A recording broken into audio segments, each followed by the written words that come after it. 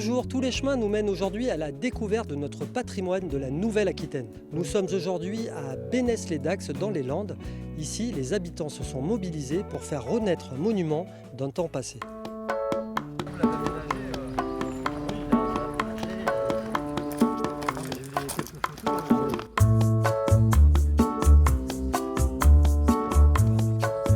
On a gravi avec Claude les 97 mètres pour arriver au sommet de cette colline et là on arrive devant un monument assez spectaculaire qu'on n'a plus trop l'habitude de voir dans cet état. Alors, ici vous êtes sur le site du moulin à vent de Bénesse-les-Dax. C'est le seul moulin qui existe maintenant dans les Landes. Aujourd'hui, c'est le seul moulin à vent qui est susceptible de faire de la farine et de produire de l'électricité.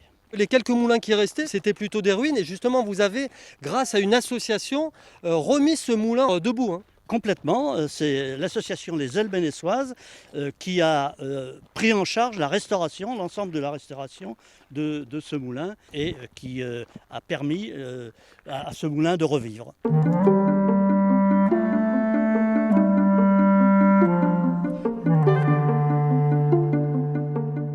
Alors Claude, on va rejoindre Sébastien qui est président de cette association qui a été créée en 2015. Bonjour, Sébastien, Alexandre. bonjour. Bonjour. Alors, vous avez réussi à fédérer tout un village parce qu'il faut dire que c'est un lieu où vous aviez l'habitude enfant de venir jouer. C'était un lieu qui était connu. Oui, tout à fait. Dès l'école primaire, on nous a menés ici sur le tuc du moulin de Bénesse pour réaliser des herbiers et voir le différent panorama que l'on peut apercevoir depuis le site. Comment se sont passées les étapes de la rénovation du moulin? Le plus difficile, ça a été de rechercher dans les archives toute la partie patrimoniale du moulin, puisque à l'époque, les archives de la commune ont brûlé. Donc il a fallu aller rechercher au niveau de la Fondation du patrimoine et au niveau de l'Association des moulins de France à quoi pouvait ressembler notre moulin, qu'est-ce qu'il pouvait y avoir à l'intérieur, pourquoi il avait une taille aussi importante et comment il pouvait fonctionner à l'époque. On part d'une ruine parce qu'il ne restait pas grand-chose. Tout à fait. Alors il nous restait que le fût, c'est-à-dire la tour en pierre. Donc déjà il a fallu refaire des plans. Il a fallu valider ces plans avec l'architecte des bâtiments de France et le charpentier amoulageur qui a réalisé les travaux. Et puis ensuite il a fallu se mettre en œuvre. Donc toute la partie décrépissage de l'ancien fût a été réalisée par les bénévoles de la commune. Donc ça c'était énorme et ça a donné un engouement autre au projet. Et puis ensuite est arrivée la phase du charpentier amoulageur où là il est venu construire le moulin en bas ici sur le site.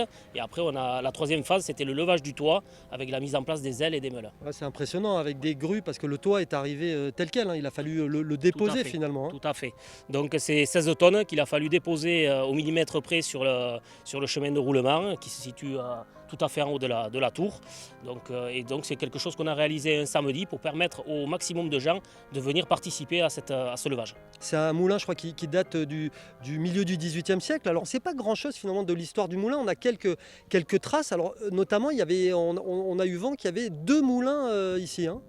Voilà, tout à fait, sur des plans qui datent de l'armée napoléonienne. Il y a, dans les années 1830, on a un plan qui indique qu'il y a 2 moulins sur le site. Et donc, sur ce plan, le deuxième moulin est à 30 mètres du premier. Mais ce deuxième moulin a disparu complètement dans les années 1850. Vous avez quand même travaillé pour trouver, vous avez notamment retrouvé un document de notaire, oui, voilà, justement, où on a le nom des 2 meuniers et de la propriétaire qui a cédé le moulin. Voilà, tout à fait, c'est ça, mais c'est un document rare qu'on a retrouvé par hasard dans une étude notariale. Les recherches continuent d'ailleurs, parce qu'en fait, on ne sait pas grand-chose sur l'historique réel de ce moulin. On a quelques photos qui datent des années 1830, et sur lesquels effectivement on voit que les ailes avaient disparu et le toit était très endommagé. Pendant la Deuxième Guerre mondiale, les Allemands avaient même utilisé le moulin pour placer des batteries sur le toit. Oui, tout à fait. On a les traces d'ailleurs de ces batteries et sans doute ça a été un point opérationnel pour les Allemands puisque c'était un point d'observation particulier avec une batterie de mitrailleuse.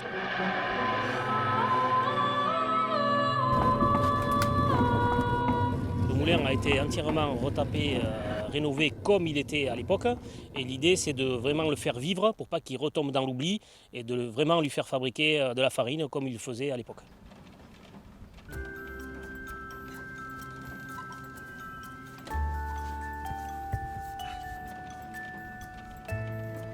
Ça, c'est la mécanique classique d'un moulin à vent, la rotation du toit pour prendre le vent. Tout à fait. Autrefois, en fait, c'est pour ça que le toit tourne à 360 degrés. Excusez-moi, je suis essoufflé. Oui, c'est physique. Ça fait un effort, un bel effort.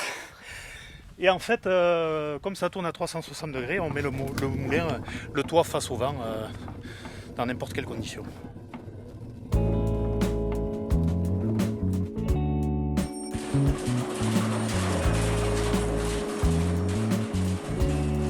Pour notre venue, vous avez mobilisé toutes vos équipes de meuniers. Là, on est dans une première pièce.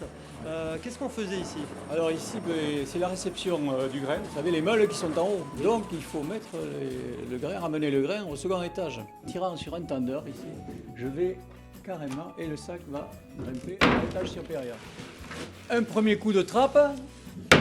Dès qu'on entend un second coup de trappe, eh bien, on sait que le sac est en haut. Donc, On évite de rester sous la trappe au cas où le sac redescend parce qu'une dizaine de kilos sur la tête, non? 30.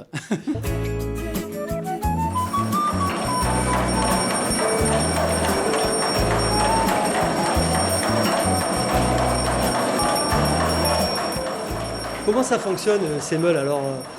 Alors, ici, nous avons deux paires de meules, donc une dédiée au sarrasin et une dédiée au maïs. Sur ces deux paires de meules, il y a une paire qui ne tourne pas, qui s'appelle la dormante, et une paire qui s'appelle la tournante, c'est celle du dessus. Donc celle du dessus, en fait, va écraser le maïs, va faire de la mouture, va l'expulser vers l'extérieur et l'envoyer à l'étage en dessous qui s'appelle la buterie. Ça pèse combien là ces meules? Parce que c'est des blocs de béton qui sont assez Alors, impressionnants. c'est des blocs de granit et alors les meules pèsent environ aux alentours d'une tonne chacune.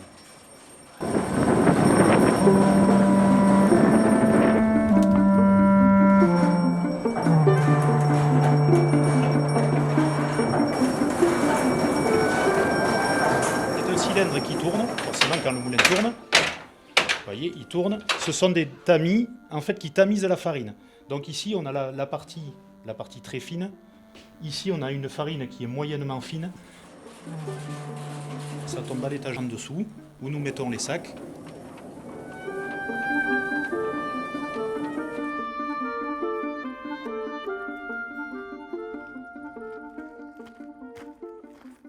Bien, bonjour. J'aurais voulu 2 grénettes et 2 chocolatines, s'il vous plaît. Madame, vous avez l'habitude de venir acheter votre pain directement au point de vente du moulin? Depuis qu'il existe, oui, tout le temps. Alors, est-ce qu'en termes de goût, ça donne quoi le pain là? Ah ben, le pain, il est excellent. Que ce soit le pain grénette ou même les viennoiseries. On a un petit épeautre entier. Non tranché, non. Ça nous donne un sentiment de revivre comme avant. Et ça peut créer un lien social qui est quand même en train de se perdre beaucoup. Et puis le site est magnifique. Nous allons acheter ce bon pain. Quand on vient chercher son pain au moulin et qu'on est en proximité avec la production, on n'a pas la même relation au produit. Ça, c'est la première chose. Et la deuxième chose, c'est que les produits utilisés sont d'extrême qualité, donc tout le monde s'y retrouve. Voilà, le producteur et le consommateur. Bon, mais voilà, après la petite journée passée au moulin avec nos amis, on va goûter quand même, parce qu'on a montré tout ça, mais on aimerait bien savoir quel goût il a ce pain. Ah bah voilà, Claude? Voilà, effectivement. Qu'est-ce qu'on goûte là? En fait, c'est du pain de campagne. C'est vraiment typique et vous allez pouvoir goûter. C'est ce que je vais faire d'ailleurs. Allons-y. Et puis, C'est parti, messieurs. Hein. Regarde. Allez, Claude. Et là, c'est la fin du truc. Je peux dire, il est super bon. Mais en plus, c'est la réalité. C'est vrai, je pourrais dire, il est pas bon, mais il est bon.